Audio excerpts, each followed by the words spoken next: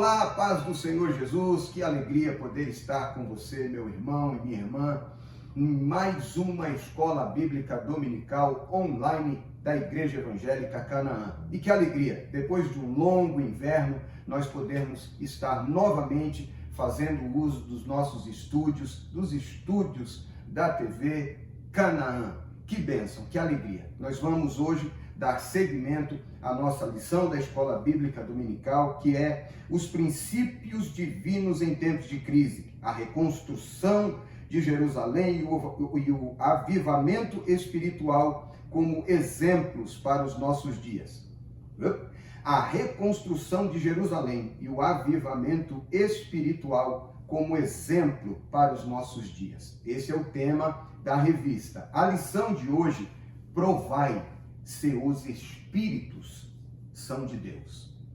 É um tema extremamente importante para os nossos dias. Mas antes de dar início à nossa lição propriamente dita, à nossa meditação de hoje, me permita dirigir a Deus uma palavra de oração pela sua vida, pelas nossas vidas, pelos nossos pastores, pastor Rogério Pardini, Anderson Moraes, e orar também por toda a Igreja Evangélica Canaã e todo o ministério da igreja. Amém? Vamos orar? Senhor Deus, em nome de Jesus, eu quero te agradecer por mais uma oportunidade, por mais um domingo, por mais uma escola bíblica dominical, por mais uma oportunidade que o Senhor nos concede de estarmos juntos, debruçados, meditando e aprendendo da tua palavra e na tua palavra. Pai, eu quero agradecer pela oportunidade a mim confiada, pelos nossos pastores, pelos meus pastores, pastor Rogério Pardini, pastor Anderson Moraes, pastor presidente, vice-presidente deste ministério, deste frutífero ministério.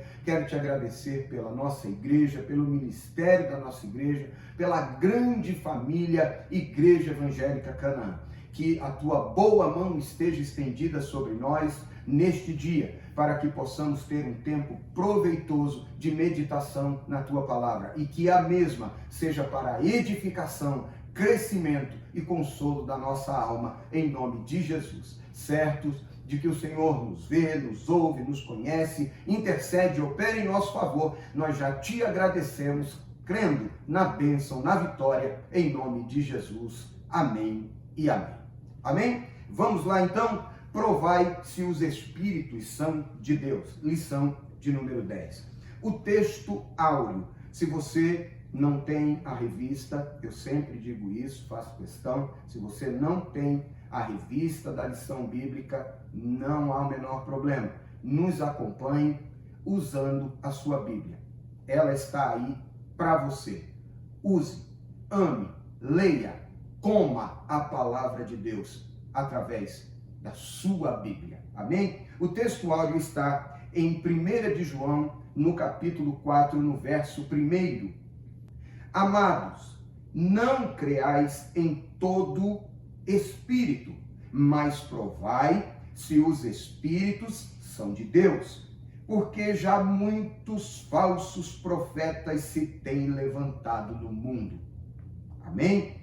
Verdade prática. Através dos dons espirituais, a igreja discerne os espíritos enganadores. Nós vamos falar sobre o dom do discernimento. Assim como nós, pentecostais, cremos e buscamos o batismo no Espírito Santo, o falar em línguas, o profetizar, enfim, os dons espirituais, dos mais importantes é o do discernimento. Amém? Vamos à leitura bíblica de classe. Nós vamos ler 3 textos, 3 livros da Bíblia, 3 porções bíblicas nesse momento. O primeiro, Neemias, capítulo 6, do verso 10 ao 14. 1 Tessalonicenses, capítulo 5, versos 20 e 21. E vamos ler também 1 Coríntios, capítulo 14, verso 29.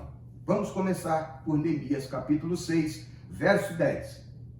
E entrando eu em casa de Semaías, filho de Delaías, o filho de Meetabel, que estava encerrado, disse ele: vamos juntamente à casa de Deus, ao meio do templo, e fechemos as portas do templo, porque virão matar-te.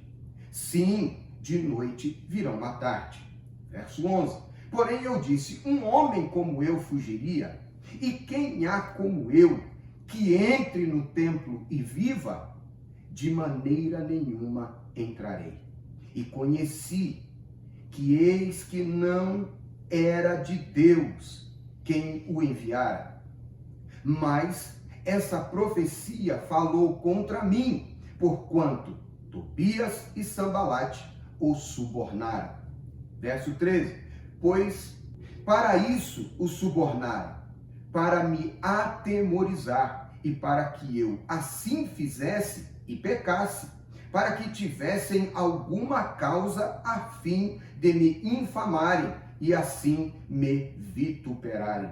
Verso 14. Lembra-te, meu Deus, de Tobias e de Sambalate, conforme estas suas obras, e também da profetisa Noadias, e dos mais profetas que procuraram atemorizar-me.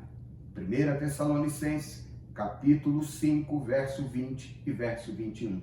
Não desprezeis as profecias, examinai tudo, retende o bem. 1 Coríntios 14, verso 29.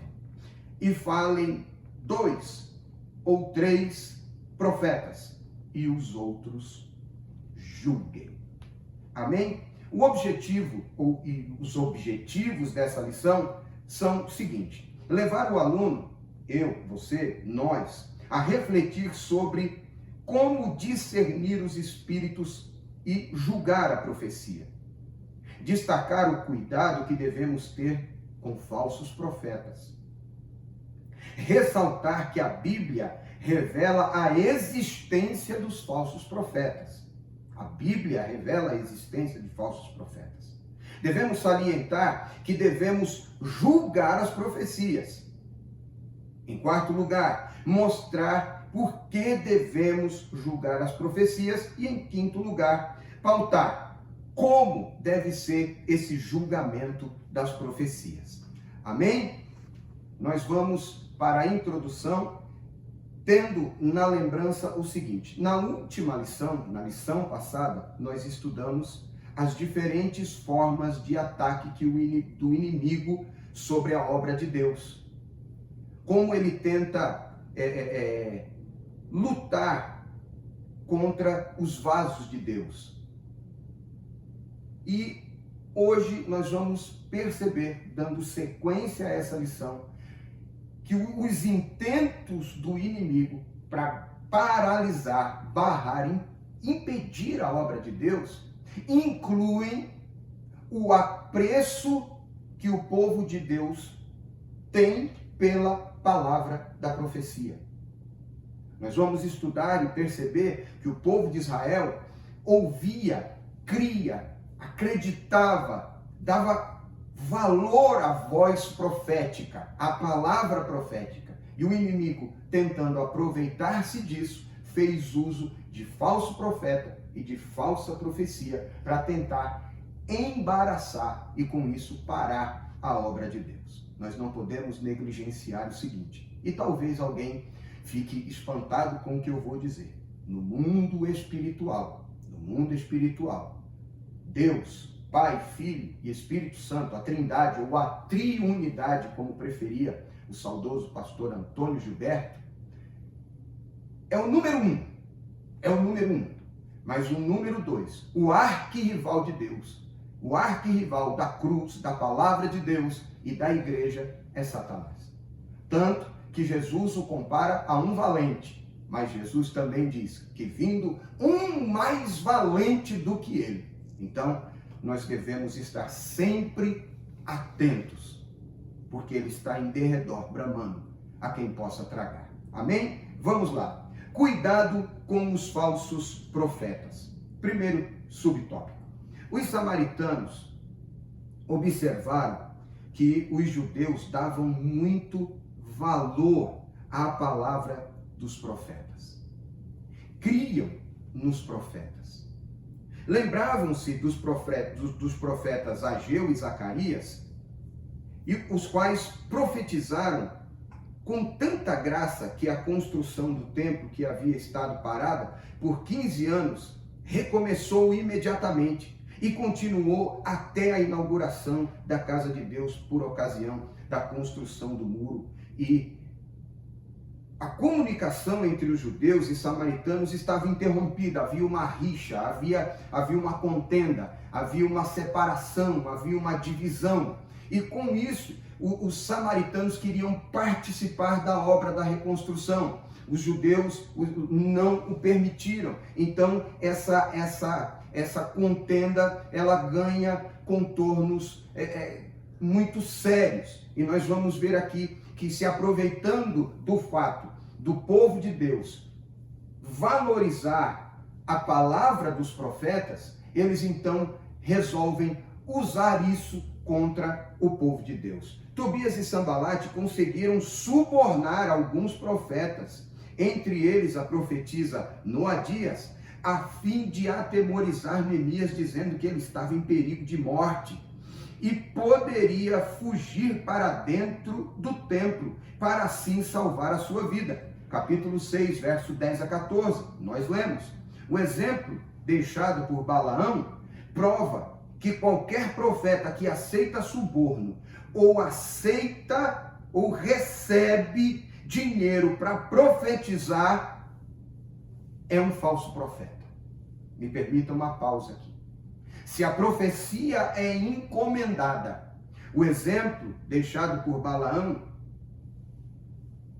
é o seguinte: Balaque chega a ele e diz: eu te pago para você amaldiçoar o povo.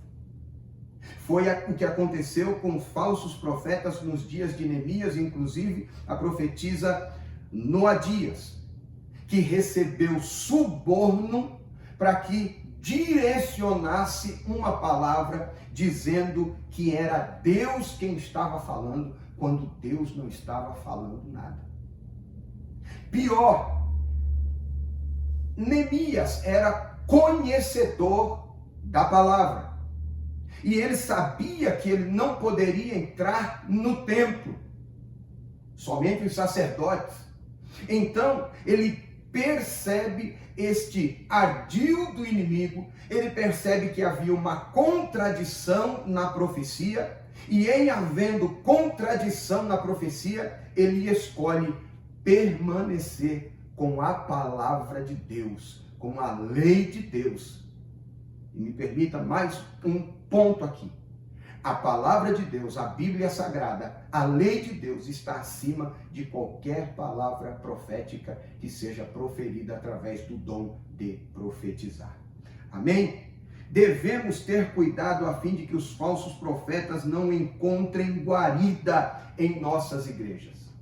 Assim como foi nos dias de Neemias, ainda hoje nós estamos sujeitos aos falsos profetas, aqueles que fazem mau uso do dom de profetizar. Pior, daqueles que inescrupulosamente manipulam as pessoas a despeito do dom de profetizar. Então nós devemos ter muito cuidado e pedir a Deus que nos dê discernimento para entender se aquilo vem de Deus ou não vem de Deus. Se aquilo é do homem ou se aquilo é também do inimigo.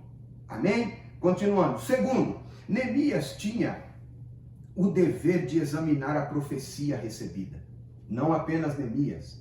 Eu, você, nós, a igreja, tem o dever, a obrigação de examinar a profecia recebida. E ele o fazia. Em primeiro lugar, Neemias estranhou a ordem para fugir. E aí ele diz: um homem como eu fugiria?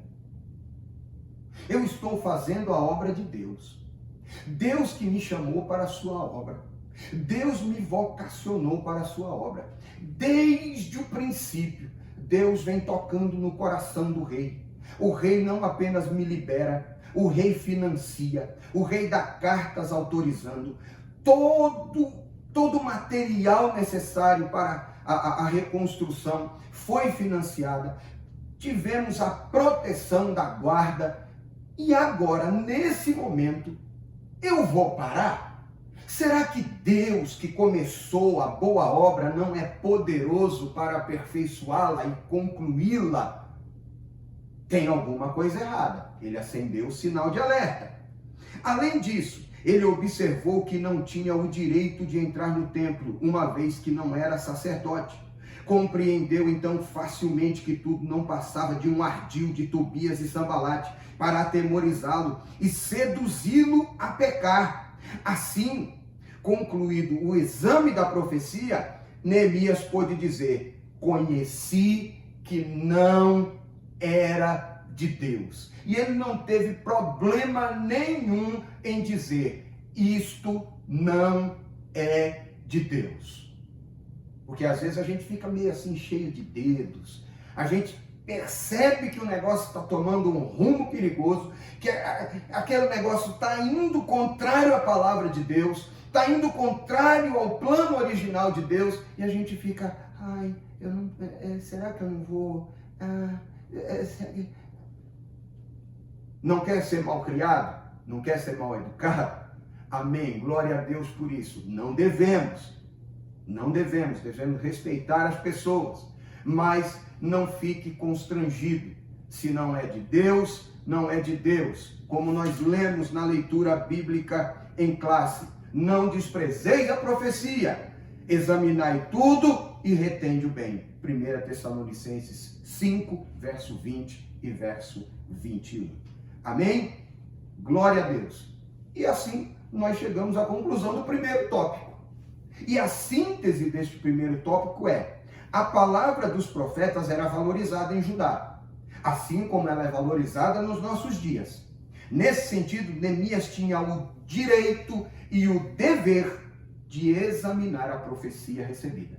Então, eu e você, a exemplo de Neemias, temos não só o direito, mas o dever de examinar a profecia e ver se ela se enquadra no padrão daquilo que a Bíblia estabelece ou não. Porque se a profecia for na contramão da palavra de Deus, da Bíblia Sagrada, tal profecia não vem de Deus. Amém?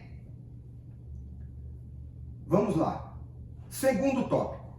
A Bíblia revela. A Bíblia revela a existência dos falsos profetas. A Bíblia revela. Nem todo aquele que fala em nome de Deus está falando de fato a palavra de Deus.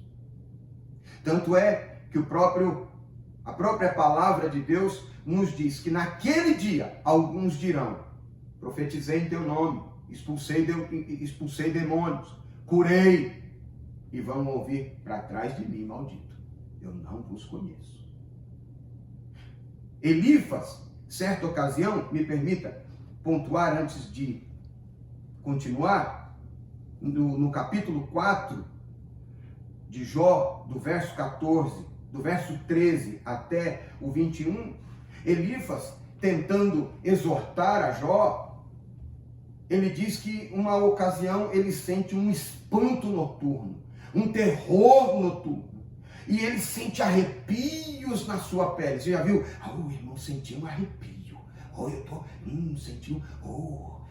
senti um arrepio aqui. Eita, é forte. Glória, é forte. Senti um arrepio. Ele diz que sente um arrepio. Um espírito se coloca diante dele, mas ele não consegue identificar.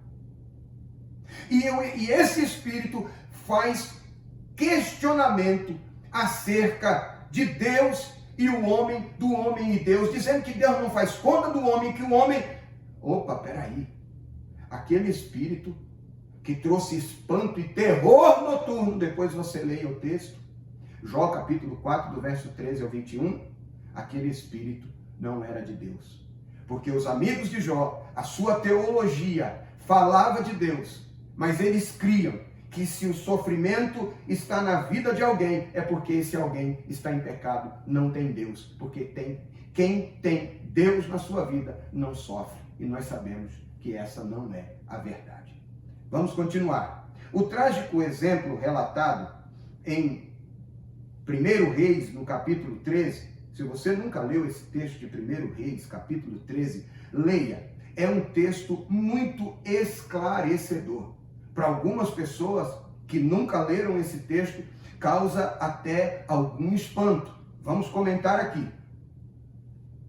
Um fervoroso homem de Deus, procedente de Judá, profetizou com muita coragem, advertindo o ímpio rei de Israel, Jeroboão, que estava junto do altar queimando incenso.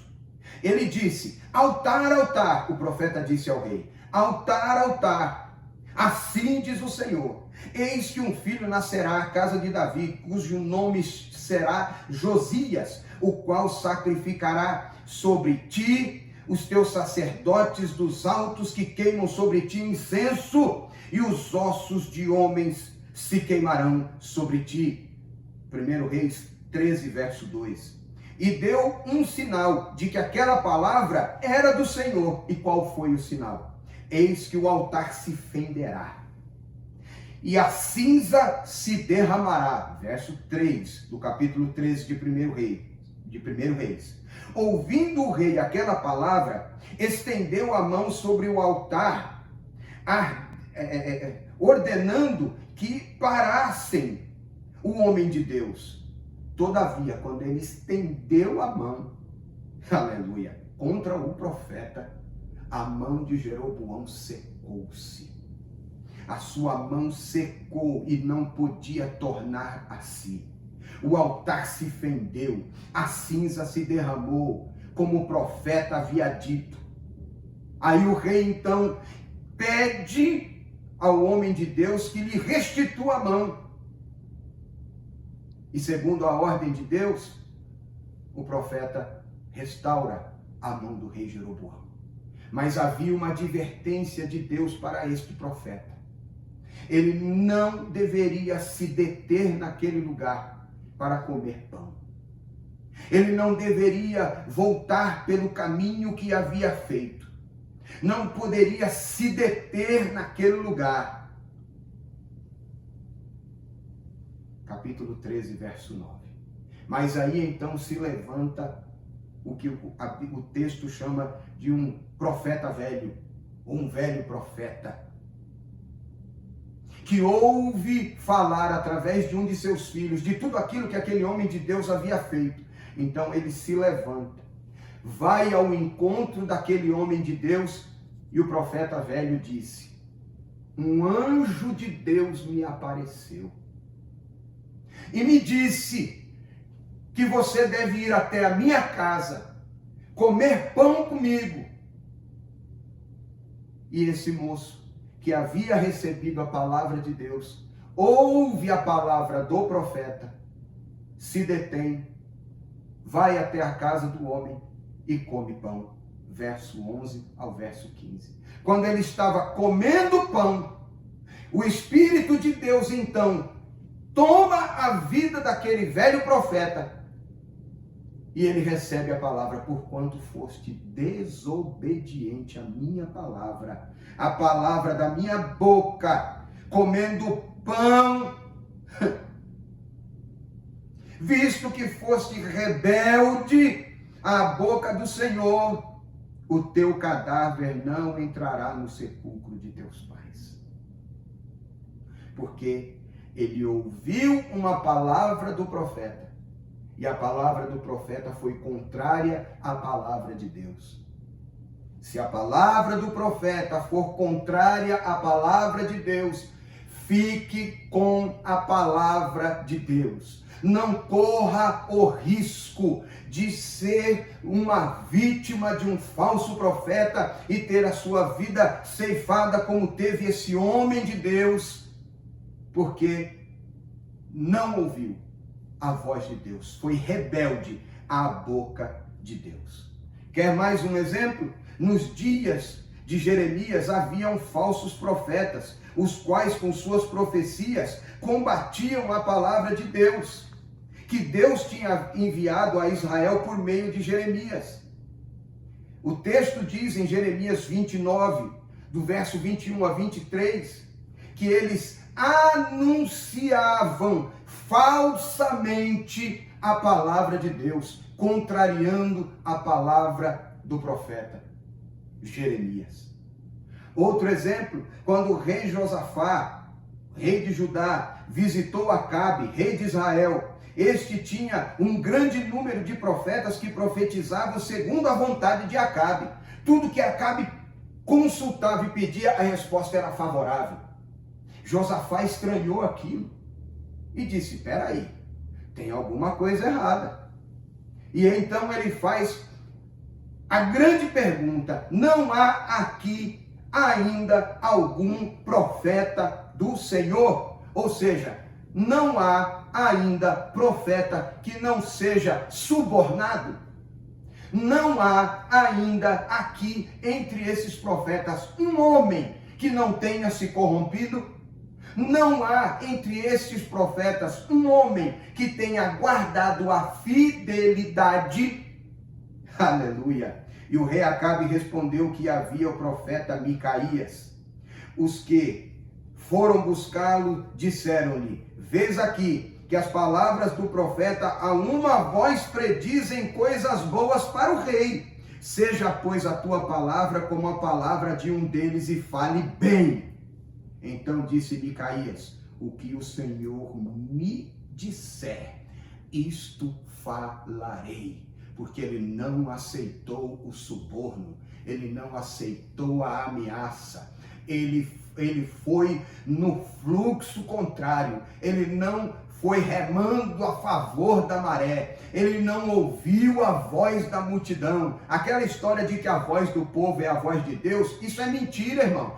A voz do povo disse: crucifica-o. A voz do povo disse, ao ouvir a pergunta: que farei de Jesus chamado Cristo? A voz do povo, a voz da turba disse: crucifica-o. Nós queremos Barrabás, crucifica-o, e o seu sangue seja sobre nós e sobre os nossos filhos. A voz do povo não é a voz de Deus. Deus contraria a voz da multidão e faz prevalecer a sua palavra. É preciso um homem sincero, um homem na brecha, e Deus fala aos corações. Louvado seja Deus. Como Micaías profetizou, assim aconteceu. Acabe morreu na batalha. E todos os corruptos, todos os profetas vendidos, subornados, foram envergonhados porque a sua palavra caiu por terra. 1 Reis, capítulo 22, versos 5 a 28, até o verso 37 está esta passagem bíblica. Vamos para o Novo Testamento, segundo subtópico. No Novo Testamento, lá no livro do Apocalipse, Jesus fala acerca de uma Jezabel. E Jesus adverte o anjo da igreja de Tiatira por este ter permitido que uma mulher, Jezabel, falsa profetisa, ensinasse e enganasse os membros daquela igreja, prostituindo-os, profetizando mentiras que eram contrárias à palavra de Deus, levando o povo a errar e a pecar. Jesus adverte o anjo da igreja de Tiatira, porquanto este tolerava Jezabel. Nós não devemos tolerar o espírito de Jezabel. Nós não podemos tolerar, admitir na igreja falsos profetas que induzam o povo ao erro. Apocalipse capítulo 2, verso 20 a 23. A Bíblia adverte que nos últimos tempos aparecerão falsos profetas. Em Mateus 24, 11 até o 24. O espírito do anticristo estará então operando grandemente, a Bíblia diz, nos últimos dias, 1 de João, capítulo 18, e também capítulo 4, verso 2 e 3. E fará esses falsos profetas operarem sinais e prodígios de mentira, com todo engano e injustiça. 2 Tessalonicenses, capítulo 2, verso 9 e 10. Veja que a Bíblia adverte que até sinais e prodígios seriam feitos. Mas cuidado, atentem-se para a palavra de Deus, porque nem tudo é de Deus. E nós devemos provar os espíritos. E o crivo, a maior profecia, o crivo de toda palavra profética proferida através do dom de profetizar, deve passar pelo crivo da palavra de Deus. Esta é a maior de todas as profecias. Amém? E assim concluímos já o segundo tópico. E a síntese deste é, tanto no Antigo quanto no Novo Testamento, a Bíblia revela a existência de falsos profetas. É preciso discernimento espiritual para não cair no engano. Me permita pontuar antes de irmos para o terceiro tópico. Muitas pessoas são reféns e são presas fáceis de falsos profetas porque elas buscam atalhos para a sua vida. Buscam soluções rápidas para os seus problemas. Elas não querem ouvir, por exemplo, arrepende-te, converta-te, busque a Deus em oração, mude o seu modo de viver, lembra de onde você caiu, volta à prática das primeiras obras, do primeiro amor. Mas não. Ela não quer a escola dominical, ela não quer o culto de doutrina, ela não quer o culto de ensinamento, ela não quer a escola teológica, ela não quer crescer. No caso da nossa igreja, temos a escola bíblica dominical, temos o CETEC, o seminário teológico da nossa igreja, da Igreja Canaã, mas muitas pessoas não querem frequentar a reunião de oração, não querem frequentar a reunião de ensino, não querem sentar-se para aprender e ouvir a palavra de Deus e saem buscando as profecias. E muitas pessoas estão sofrendo por causa disso, porque está dizendo, é de Deus, quando Deus não falou. Ou como foi nos dias do profeta, estão dizendo, há paz, e Deus dizendo, não haverá paz. Estão falando aquilo que Deus não falou. E muitas pessoas estão sofrendo. E pior, depois que vem a frustração, e depois que aquilo que foi profetizado não aconteceu, as pessoas ainda dizem que Deus as decepcionou. Que Deus falou e não aconteceu. Ora, está registrado.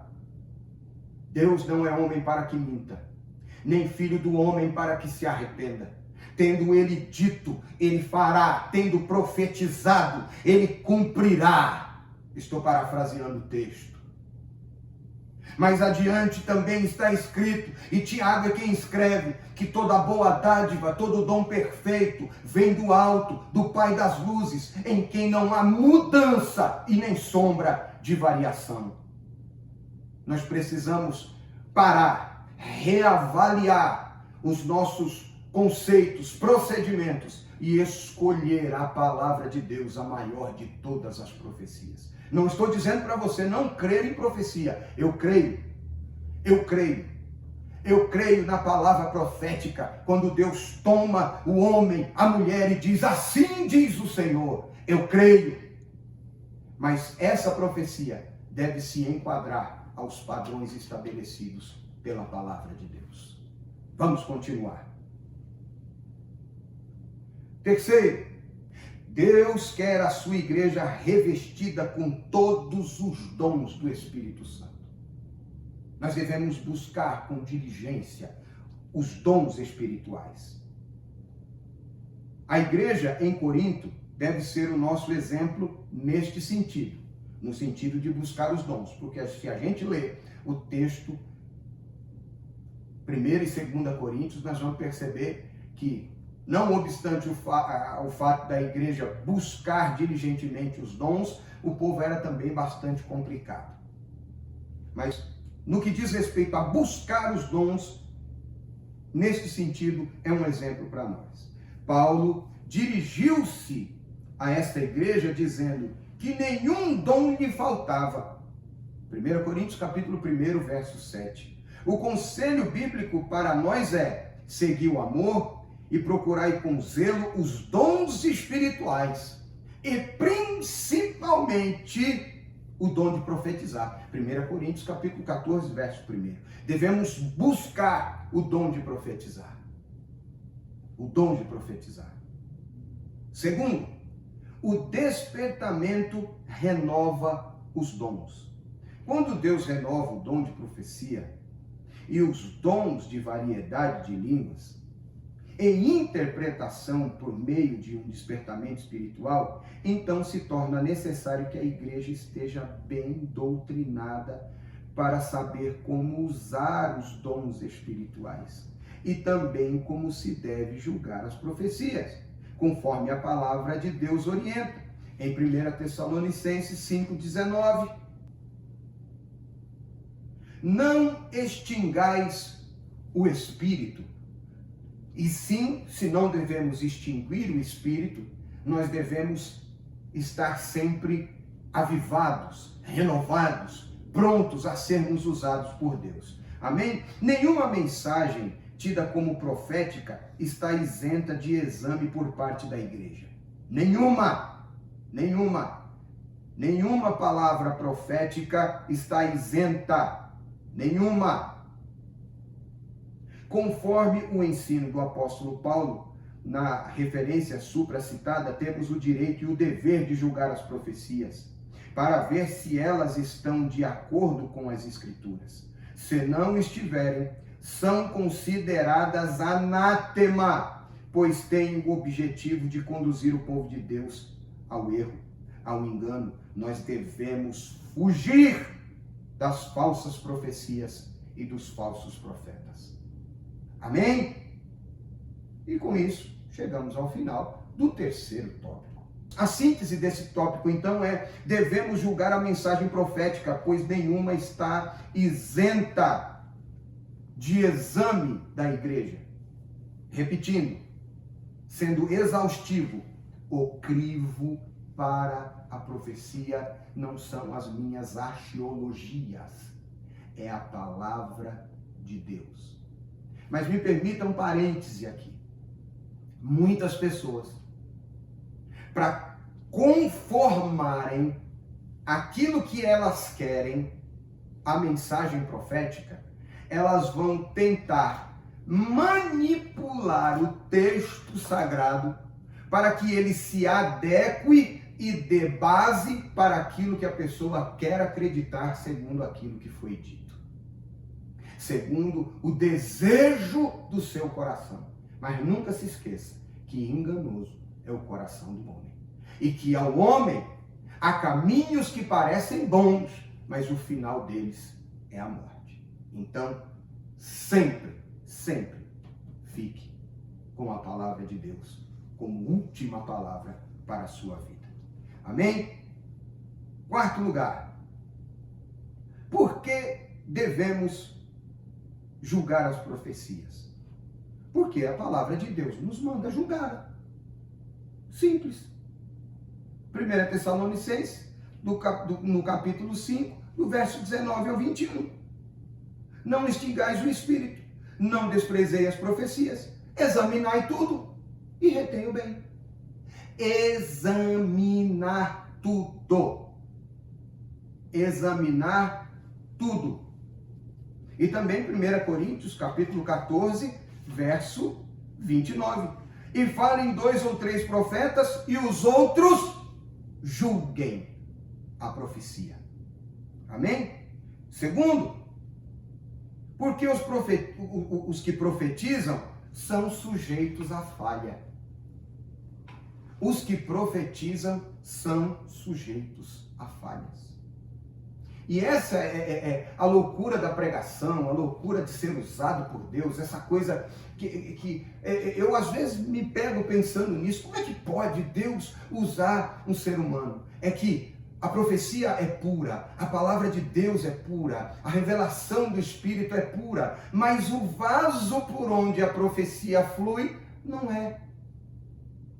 Somos pessoas que se irritam, que têm desânimo, que ficam tristes, que se desapontam com alguma coisa, que, enfim, e no processo entre receber a mensagem e a transmissão, pode ser que alguma coisa se altere, alguma coisa se perca. Então nós devemos Primeiro, enquanto vasos de Deus, enquanto profeta, nós devemos constantemente examinarmos a nós mesmos. Embora o escritor em Eclesiastes diga no capítulo 3 que há tempo para todo propósito debaixo do céu, no capítulo 9, no verso 8, ele vai dizer: mas em todo tempo sejam alvas as tuas vestes e nunca falte o óleo sobre a sua cabeça. Então nós devemos constantemente estar orando em espírito e buscando de Deus estar em condições para sermos usados por Ele. E você que recebe a mensagem profética deve entender que este vaso é de barro, embora o que esteja nele é precioso,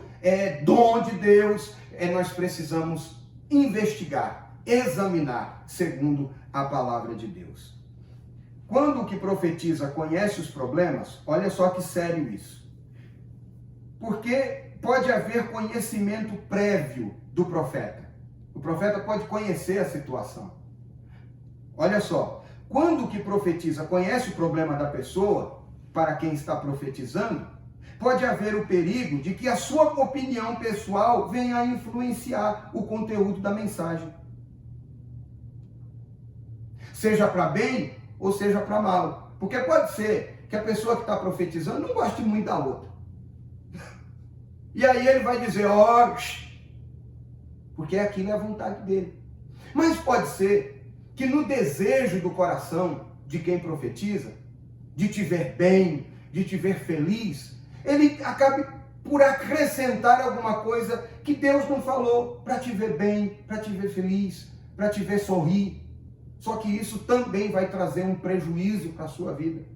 Vai trazer um prejuízo para a sua vida espiritual, material, emocional, enfim, em todas as áreas da sua vida pode ocorrer isso.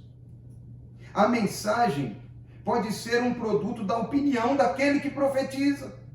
Temos na Bíblia um exemplo, quando o profeta Natã, em 2 Samuel, capítulo 7, o profeta Natã disse para o rei Davi que ele construiria o templo.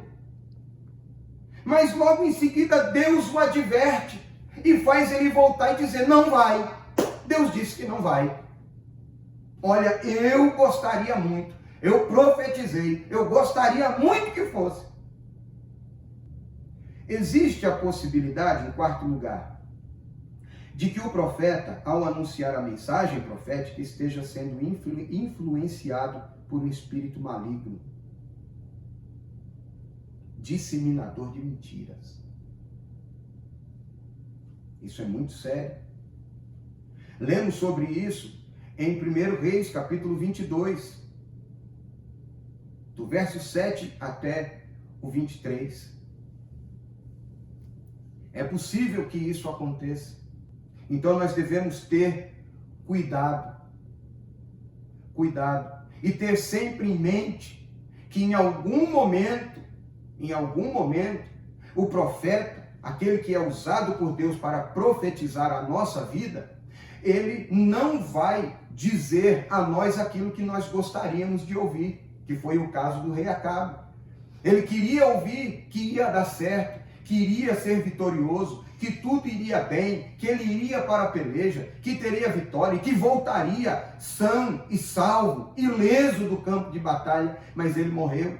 E aí, quando nós lemos, por exemplo, acerca do profeta Amós, no capítulo 7, do verso 8 até o verso 15, nós vamos perceber que o profeta está profetizando algo que desagradava o rei, que desagradava o sacerdote de Betel, a ponto desse homem ir até o profeta Amós e dizer, não profetiza mais aqui, vai profetizar em outro lugar, a tua profecia está desanimando o povo, porque você está dizendo que o juízo de Deus vai vir, que o juízo de Deus vai chegar, você está deixando o povo desanimado, e o profeta não estava deixando o povo desanimado, o profeta estava dizendo que o povo precisava se consertar diante de Deus, levar uma vida reta diante de Deus, mas não, temos que profetizar o que todo mundo profetiza, a gente tem que ir na onda, a gente tem que ir na moda, o movimento é esse, nós temos que aderir a esta visão, essa coisa, se vai contra, não é de Deus, porque a gente costuma dizer que não é de Deus aquilo que nos contraria,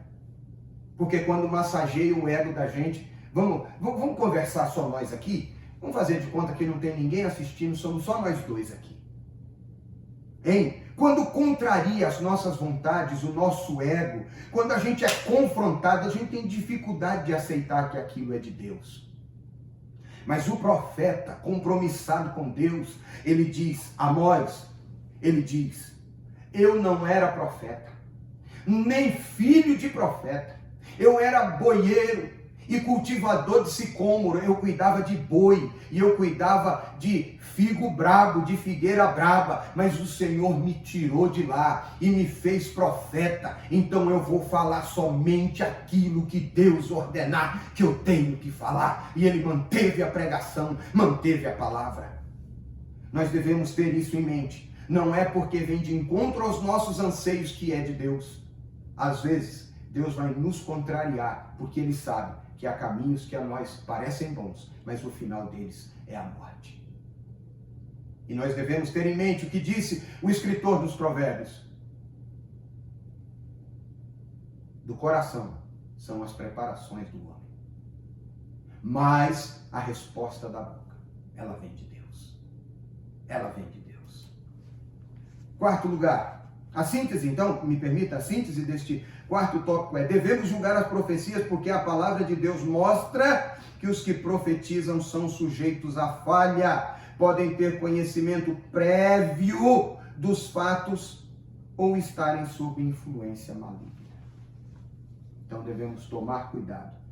Vou dizer isso sem preocupação de ser repetitivo. Nós não estamos falando contra o dom de profetizar, de profecia. Até porque, repito, somos pentecostais.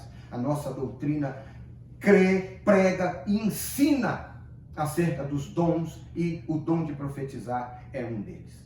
Mas nós devemos ter cuidado e examinar as profecias. Vamos para o quinto tópico. Como devemos julgar as profecias? Primeiro, examinando as Escrituras. Uma profecia jamais pode estar em conflito com a palavra de Deus. Jamais. A palavra de Deus é o prumo. É o prumo. E aqui o comentarista cita o profeta Amós, que acabei de falar, só que ele vai para o capítulo 19, no verso 7, quando Amós diz que o prumo de Deus está sendo colocado. O prumo de Deus deve estar constantemente na nossa mente e no nosso coração, para que nós possamos examinar as profecias e não sermos iludidos pelos falsos profetas e pelas falsas profecias. A palavra de Deus é perfeita. Salmo 19, verso 7. Uma mensagem que estiver em desacordo com a palavra de Deus, seja ela transmitida por quem for, até por um anjo do céu, está reprovada e deve ser rejeitada, pois é anátema. Paulo diz isso em Gálatas, capítulo 1, verso 8. Se alguém aparecer anunciando um outro evangelho, até eu mesmo, um anjo do céu aparecer aqui contrariando o que diz a palavra do evangelho, não receba, é anátema. A Bíblia nos orienta a isso. Vamos lá, segundo lugar, através do dom de discernimento de espíritos. A Bíblia diz que o que é espiritual discerne tudo.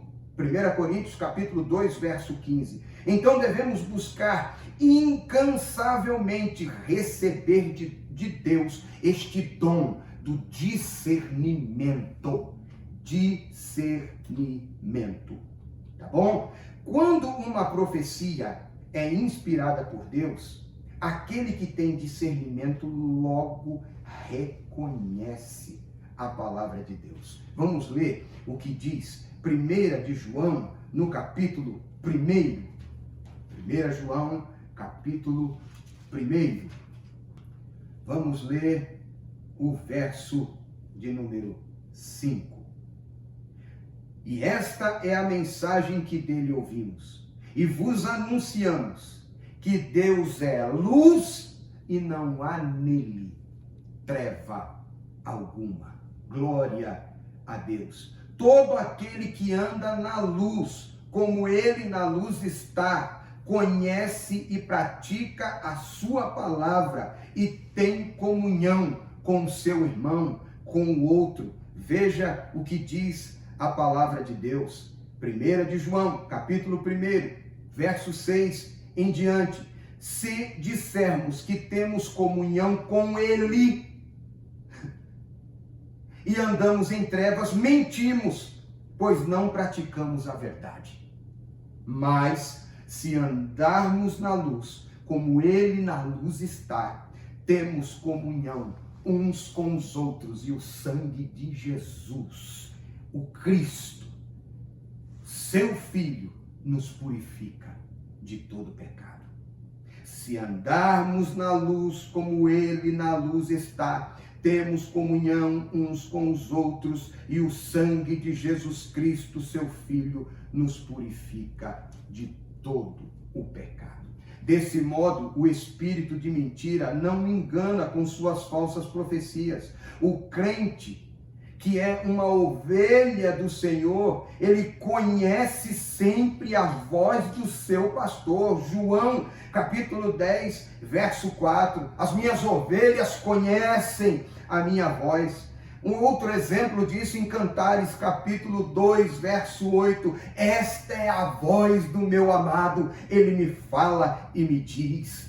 A noiva está na sua cama, deitada, pronta para dormir, quando ela ouve o bater da porta, e quando ela atenta para o bater da porta, ela diz: é a voz do meu amado que me fala e me diz: abre a porta, amada minha, formosa minha. As ovelhas conhecem a voz do seu pastor, a noiva conhece a voz do seu noivo. Você conhece a voz do seu pastor, você conhece a voz do noivo Jesus Cristo. Devemos buscar diligentemente o dom de discernimento. Em terceiro lugar, a profecia se conhece pelo seu sabor. Oh glória! Aleluia! Pelo seu sabor. Veja o que está escrito em Ezequiel, no capítulo de número 2, do verso 7 ao 10. Deus diz ao profeta, antes que ele profetizasse, que ele deveria observar e olhar, e ele viu então um rolo que estava escrito por dentro e por fora, e estava escrito lamentos e ais. Mas quando ele comeu aquilo, ele diz que foram doces ao seu paladar as palavras de Deus. No capítulo 3, no verso 1 ao 3, também se repete isso. Jeremias diz: achando a tua palavra, eu a comi. Capítulo 15, verso 16. E isto foi doce ao meu paladar. O escritor, nos Provérbios, ele vai dizer: se você achar mel, come o que te basta, para que você não venha se enfastiar. A palavra é doce num primeiro momento, mas quando ela desce para o interior, Ezequiel diz que ela é amarga, porque ela nos faz refletir quem somos e como temos vivido na presença de Deus. A palavra se conhece também pelo sotaque de quem fala. E aí nós podemos entender se ele é ou não alguém que está falando em nome de Deus. Você já leu Juízes capítulo 12, da contenda entre os efraimitas e os gileaditas, entre Efraim e Gileade, na liderança de Jefté. Os efraimitas queriam queimar a casa de Jefté, queriam destruir as suas possessões, porque diziam que ele não confiou a Efraim o direito de pelejar com eles. E então os efraimitas, naquele momento, muitas pessoas morreram, mais de 40 mil pessoas tombaram, 40 mil homens tombaram, caíram. E aí os efraimitas queriam fugir, e aí pelo dialeto, pela fala, se conhecia quem era e quem não era. A palavra era Shibolete, era como uma senha dos de Gileade para discernir quem era do seu povo ou não. A mesma palavra em dialeto efraimita era Sibolete. Eles não conseguiam falar Shibolete. Então, quando parava diante de alguém, lhe perguntava, Shibolete? E ele dizia, Sibolete. Não é a mesma língua, não é o mesmo idioma, então não pode estar conosco. Se fala contrário à palavra de Deus, se fala contrário àquilo que foi determinado por Deus, não pode ser levado em consideração. Louvado seja Deus. Vamos continuar aqui e nós chegamos à conclusão. Finalmente, os que são perfeitos têm, em razão de costume, os sentidos exercitados para discernir tanto o bem quanto o mal. Hebreus 5:14. Mas o mantimento sólido é para os perfeitos, os quais, em razão do costume, têm os sentidos exercitados para discernir tanto o bem quanto o mal.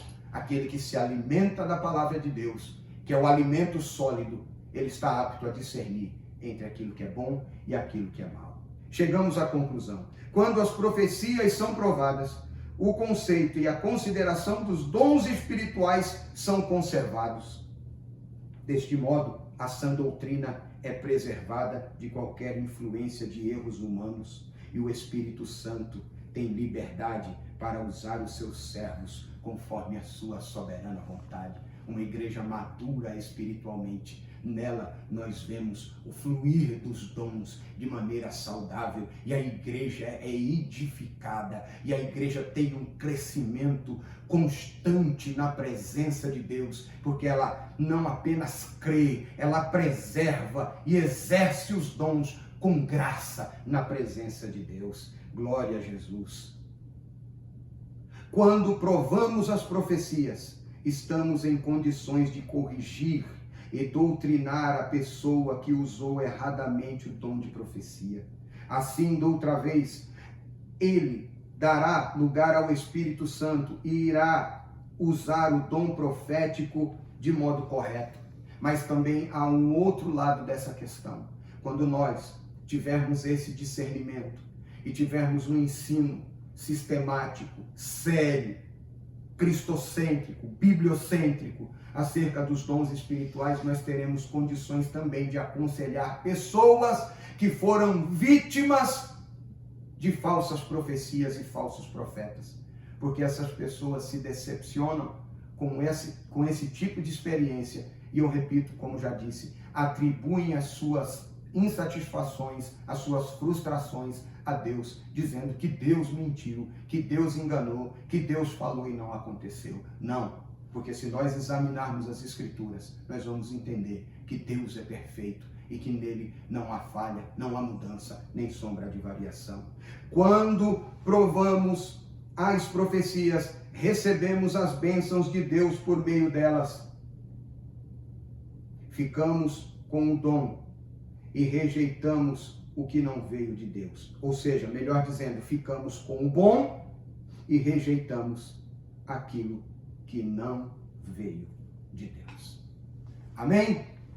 Eu vou citar mais uma vez 1 Tessalonicenses, capítulo 5, verso 20 e 21. Não desprezei as profecias. Examinai tudo e retende o bem. Examinai tudo e retende o bem. Amém? Chegamos ao final da nossa 10ª lição deste trimestre, que é provai se os Espíritos são de Deus. E a tradicional maratona de perguntas, são apenas 5. Para refletir, o que os samaritanos observavam nos judeus? Será que eles observaram nos judeus que os judeus davam muito valor à profecia? Será? Em recebendo a profecia, qual era o dever de Neemias? Ou qual é o dever de todo aquele que recebe uma palavra profética? Seria examinar a profecia segundo a palavra de Deus? E aí, o que você me diz? Terceiro, o que acontece? O que acontece aos dons do Espírito Santo quando há despertamento espiritual? Será que os dons são renovados? Será que eles são usados corretamente? Me diz aí. Qual o primeiro passo que devemos dar ao julgar a profecia? Seria examinar as Escrituras? Quinto lugar, por que o dom de discernir os espíritos é tão importante? Será que ele é importante porque ajuda a identificar se os espíritos procedem de Deus ou não? Se aquela palavra procede de Deus ou não? E aí, qual é a resposta? Amém? Chegamos então ao final desta lição e nós te esperamos para a próxima lição, a lição de número 11. Esdras vai a Jerusalém ensinar a palavra de Deus. Se tudo correr bem, tudo der certo, nós cremos. Na próxima aula, o pastor Marcos Prado estará conosco desenvolvendo este bonito tema para a glória de Deus. Quero orar, me despedir de você, agradecendo pela sua companhia. Olha, que bênção, que alegria poder estar de volta no nosso estúdio. Eri, Fernando, Naldo, a equipe técnica, a equipe de mídia da nossa igreja. Que Deus abençoe em nome de Jesus. Pastor Rogério Pardini, pastor Anderson Moraes, meus pastores, nossos pastores. Beijo no coração, como disse o pastor Rogério Pardini. Abraço apertado, sem coronavírus. Amém. E nós contamos com a sua presença na próxima aula. Senhor Deus, em nome de Jesus, eu te agradeço por este tempo que nós tivemos para a meditação da sua palavra, para juntos buscarmos conhecer e crescer e continuar crescendo e conhecendo a tua palavra. Pai, em nome de Jesus, abençoe os meus irmãos, abençoe a nossa igreja, dê-nos um resto de final de semana abençoado na tua presença, em nome de Jesus. Amém e amém. Beijo grande, até a próxima, permitindo Deus.